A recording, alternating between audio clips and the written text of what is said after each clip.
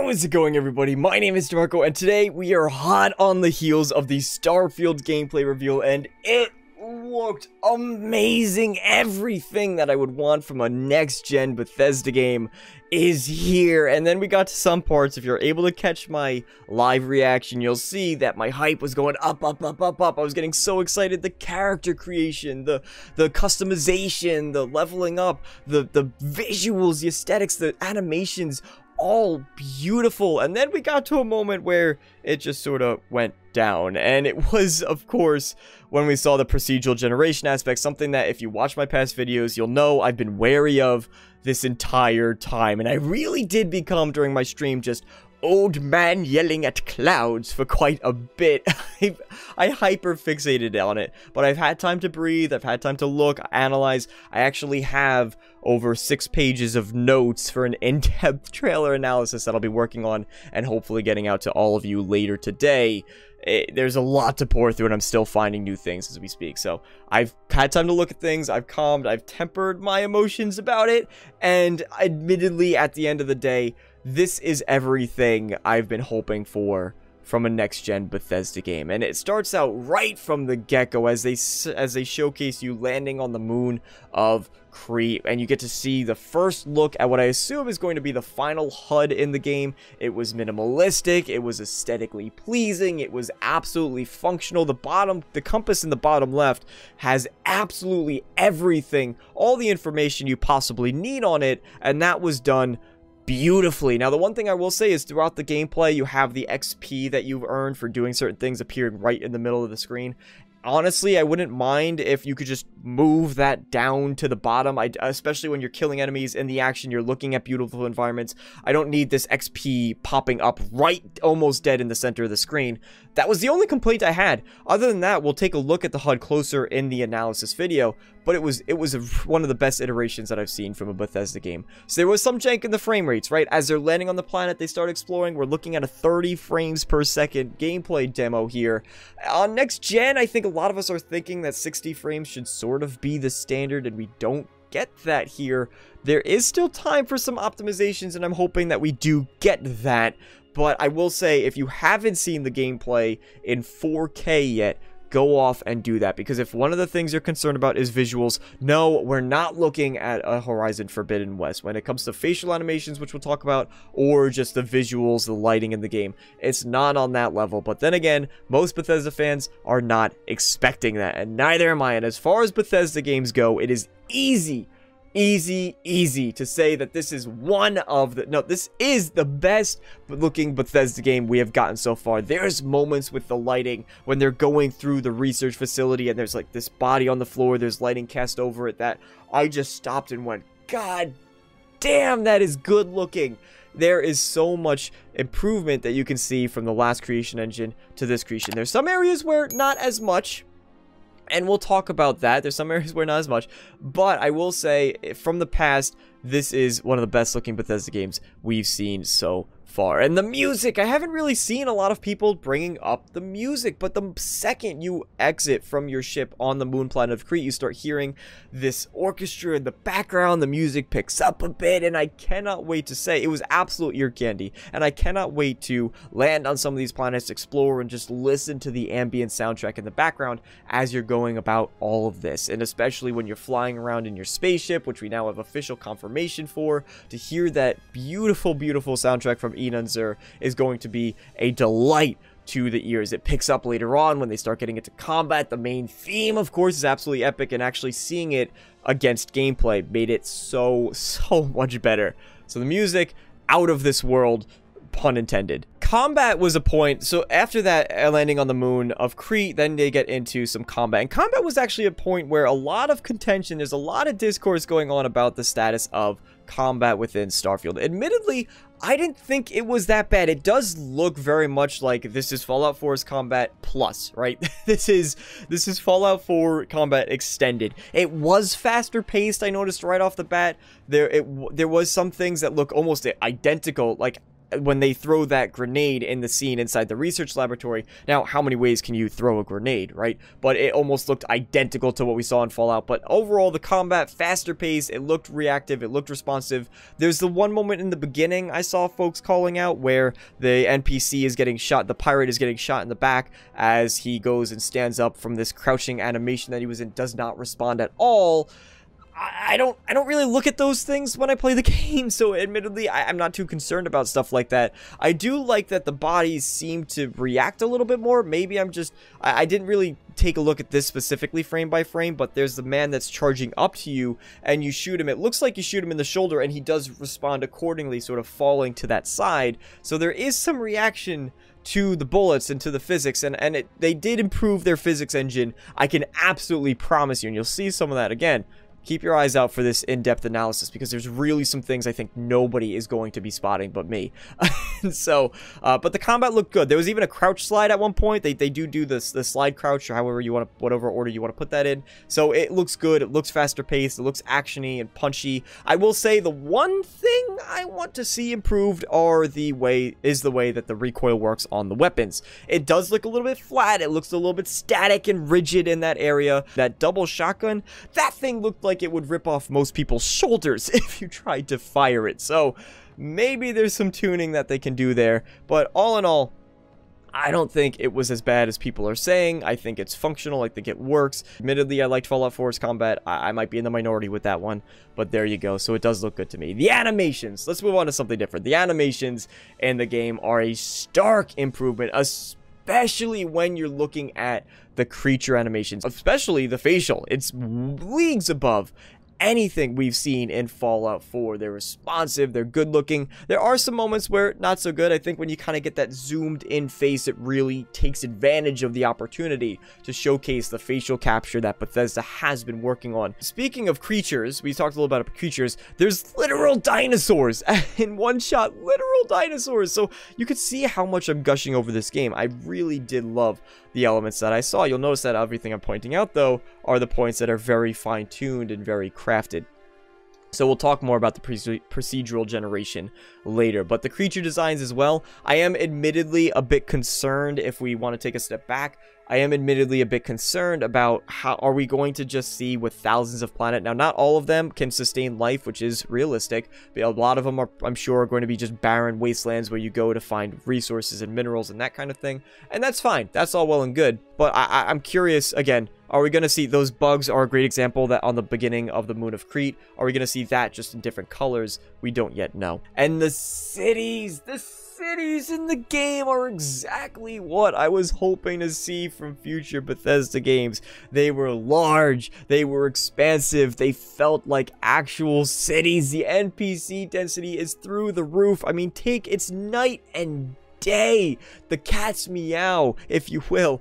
It's night and day between what we've seen in the past. Like, look at a picture, look at gameplay footage of Windhelm, and then pull up, or Whiterun, and then pull up gameplay footage of New Atlantis, or Neon, or Aquila, any of the other cities that we saw in this trailer. It looked incredible. The density, it feels lived in. Are we going to be able to talk to all those NPCs, and do they all have their own individual stories the way in past Bethesda games? Probably not. Hopefully they still keep that sense of routines, and it's not as though we go out and the same time of day there's going to be the NPC standing here. I'm not worried about that. They're pretty good with their AI system in that regard. You have a robust character creation system too. It was really cool to see how they've gone back to some of their older systems. I loved seeing the backgrounds. Even more so, something that I've been hoping for ages in Bethesda games was that NPCs will actually respond to the things that you choose when you make your character, and you have that here. We only get one example of it, but the USCC member that you speak to mentions that you're a diplomat. I think that's going to serve us well here. And so whether you pick chef or robotics expert or diplomat or all these other things, to be able to see how the dialogue branches out and changes and what options you have available to you and how people react to it is one of the things that I love the most about Bethesda games. Being able to get all of that, making me feel like an integral part of the world.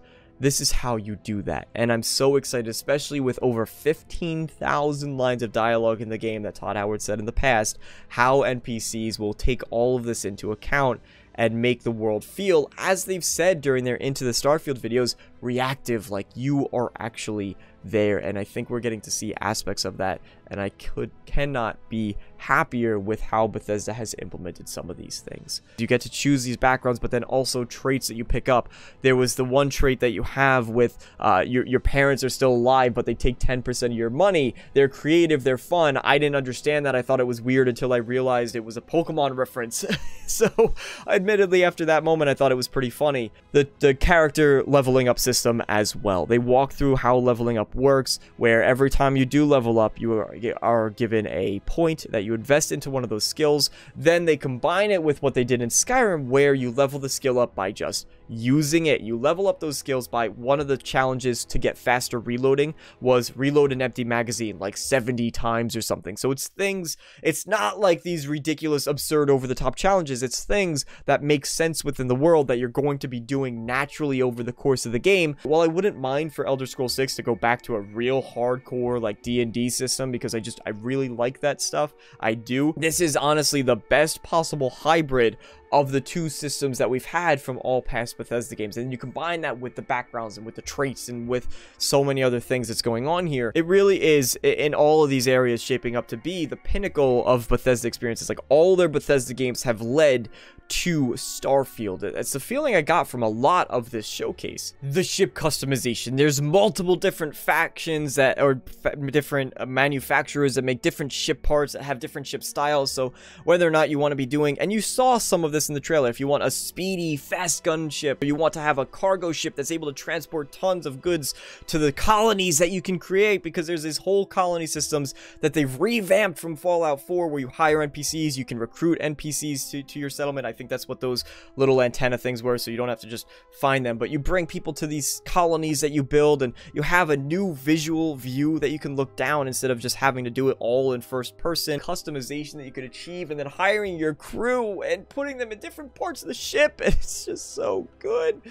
Oh man, it's so unbelievably well done. And Bethesda, I have to, round of applause to get all of these things right. And especially when, if you could have multiple ships, so you know that you're going out on a long space voyage, so you pull out your cargo ship, and then you're like, oh wait, no, I have to go raid this space outpost, so I'm gonna take my my combat based ship. And so the different styles of ships, I'm so excited to see the mods that come out for some of these. So I know a lot of people are going to want me to talk about the ship flight mechanics, because if you've been watching my channel, you know that it's something that I've really been hesitant outright against at sometimes. And if you're coming here to watch me bash on it, unfortunately, no. I am feeling a bit reassured from the gameplay that we saw. However, that does come with a big however.